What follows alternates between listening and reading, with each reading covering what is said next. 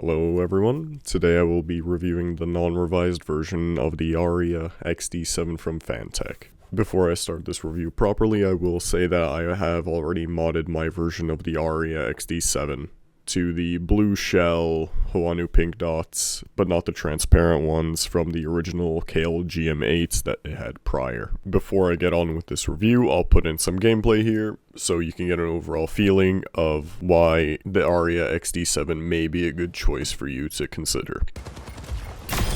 Little girls have no place on the...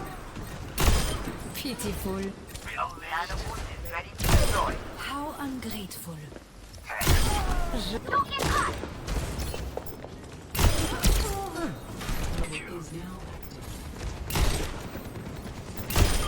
How unrelenting.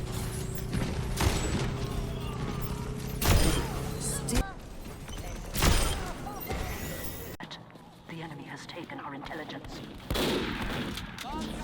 Thanks, Doc.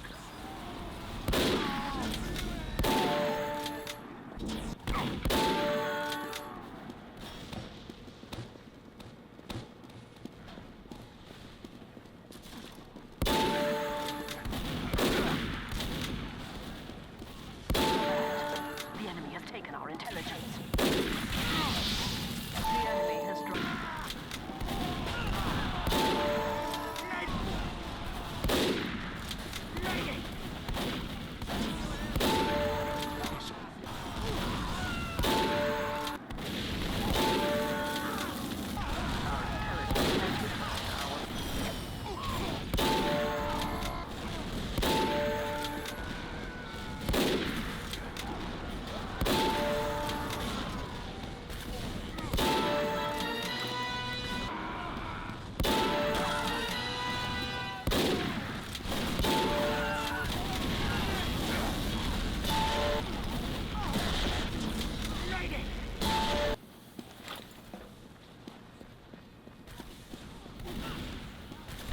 Before I get started with this review, I will say that I know I have modded this mouse to 37.92 grams and changed the switches out, although this does not switch my opinions on the Aria XD7. Let's get started with the internals of the Aria XD7. The XD7 is equipped with a Comp X CX52850 MCU and a 3395 sensor, with a lifespan of about 3 to 5 days of gaming, dependent on your use, with a 300 milliamp battery. The XD7 comes with extra accessories such as extra skates, a honeycomb back shell with a solid shell backup, and some grips that you can use.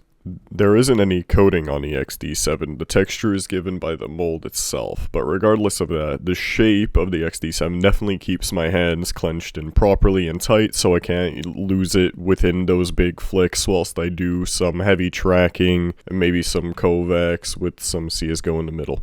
The shape of the Aria XD7 is reminiscent of the G203 shape. I'll put an Elo Shapes picture here, and I will say that it's very similar to it, and I think that's what I like about it. It keeps that simplicity, it keeps that generic feel of the egg shape, but it's a bit more rounded, it's had a lot more care put into it. So it's very easy to claw, fingertip, and even palm at times, depending on if you use a back shell, on or off, because there is that option. And I will suggest that you could buy this mouse if your hand sizes range between 18.5 to 20 centimeters long to about 9 to 10.5 centimeter wide hands for optimal grip for claw and fingertip. The overall build quality of the Aria XD7 feels great, no side flex buttons feel consistent, there is no issues with scroll wheel touching. There is the bottom half where you have your DPI, Bluetooth, and your little modes that you can configure. But other than that, there is no issues with the Aria XD7 that come pre-packaged out of the box, even from the reviews that I have read and heard.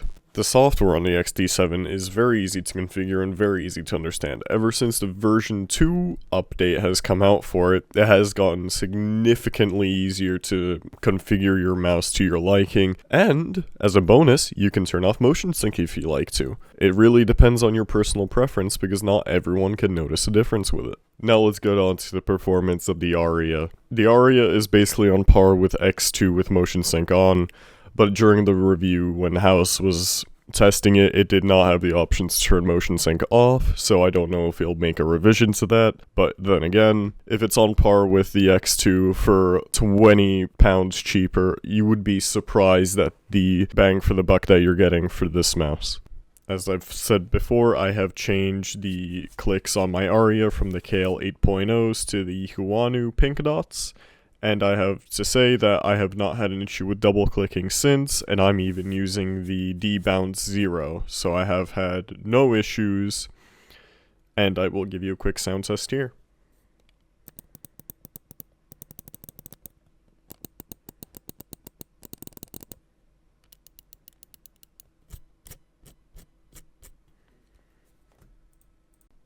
The Aria also has no issues with gliding, even after all my mods. It is a very, very well made mouse, made with consideration of it to be half modded. It's not made for your base plate to be modded, but the rest of it, oh my god, is this amazing to mod. This is some of the best build quality you will ever see in a mouse for the price point at it is, because, well, no company, other than really Fantech, really allows you to change the back plate as much as they do. And the rest of it, they are quite supportive of you. Even if you just, leave them a Twitter message, they will say, good job, and they will support your actions. They just cannot tell you how to cut it. So everything that you do to it, well, it's your product in the end of the day. So I have to say, my overall views of the mouse are very great. I know my review is quite late, but it takes a while to have an opinion on a mouse that you enjoy, and also just got to make sure everything is up to date, and just got to make sure you have the opinion that is necessary. So yeah, that is my overall opinion on the XD7, and I hope you enjoy, and talk to you guys when I review another mouse.